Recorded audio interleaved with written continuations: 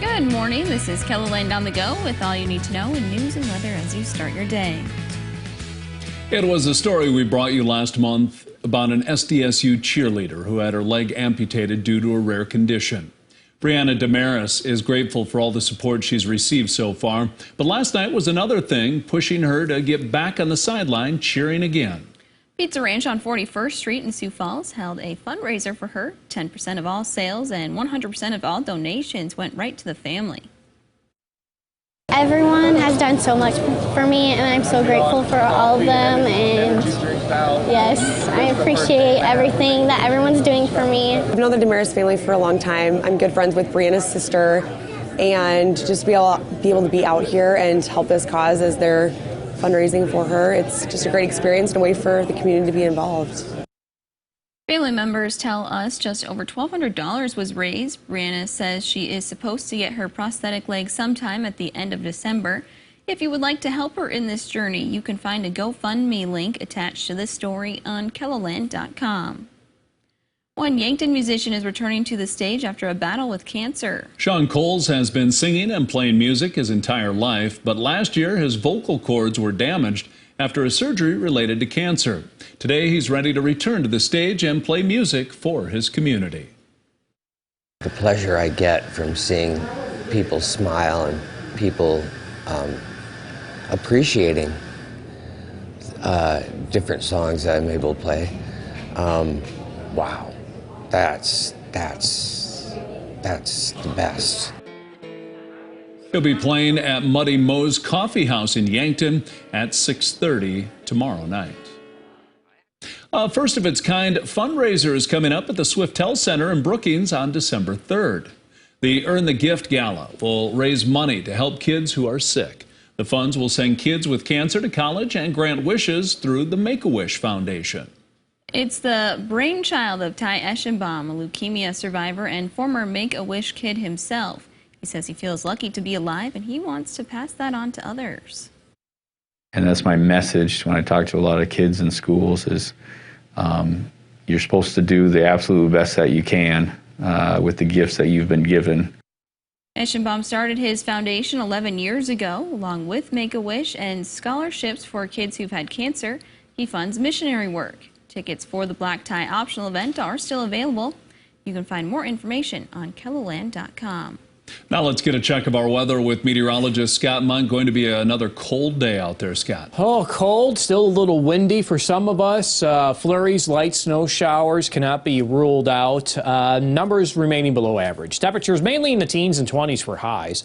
High of 22 in Sioux Falls, 21 in Aberdeen, 26 in Pierre, and 28 in Rapid City. More details on your KELOLAND Live Doppler forecast coming up. Thank you, Scott. There's a new statue at the Empire Mall, and it's reminding people to put the phone down while behind the wheel. The artwork has 250 cell phones, each in its own coffin, to represent the 250 people who were killed or injured in car crashes last year because of a distracted driver on the phone. I hope drivers come by, see this, and then know that they need to set a good example to the people around them, whether that be somebody older than them, a peer with them, or their children especially, to set that good example, put the cell phone down. The statue will be on display at the mall for about 9 weeks and will then travel to various locations throughout the state. As we get closer to Christmas, you can help make the holidays a little brighter for those at McCrossin Boys Ranch.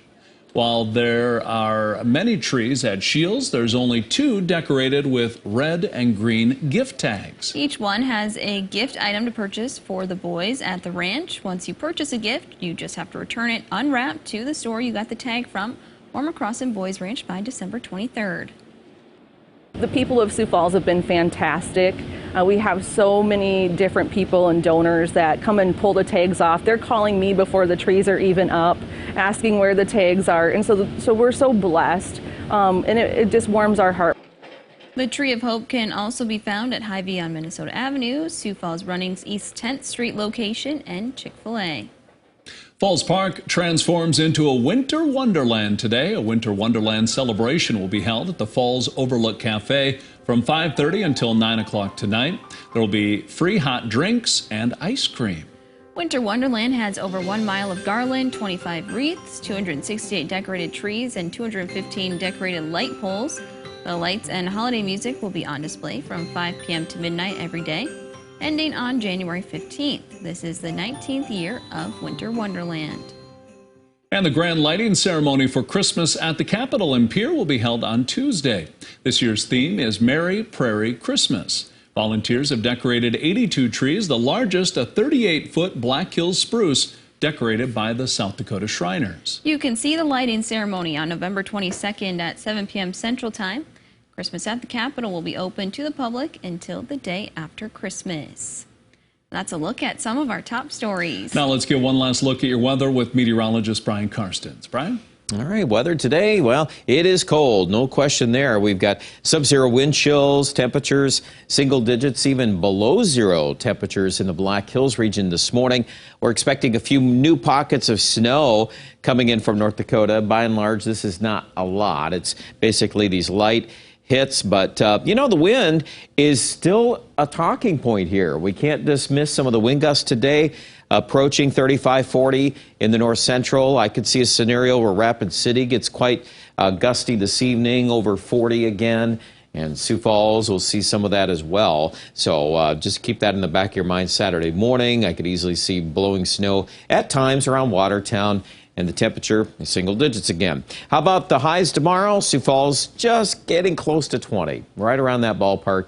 And overall there, western South Dakota getting some improvement already, and I think we'll build on that momentum as we get into Sunday and Monday. A sample of the wind outlook late tonight. You can see that green, or the yellow, I should say, and the orange colors showing the gustier winds in western central South Dakota. 6 a.m. tomorrow morning, that's still out there, and in fact, it actually fills back in a good chunk of southwest Minnesota and northwestern Iowa on Saturday. Sunday, a little better temperature-wise, too. We start to switch the wind more to the west, and that's helping to moderate. Not as cold next week.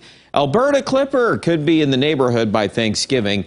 Much more to say about that in the coming days as we get a lock-in on where that could go. And it could easily take a track farther north, and that would really impact our temperature forecast a lot, you know, depending on how that thing evolves. So much to say there. 20s, low 30s today.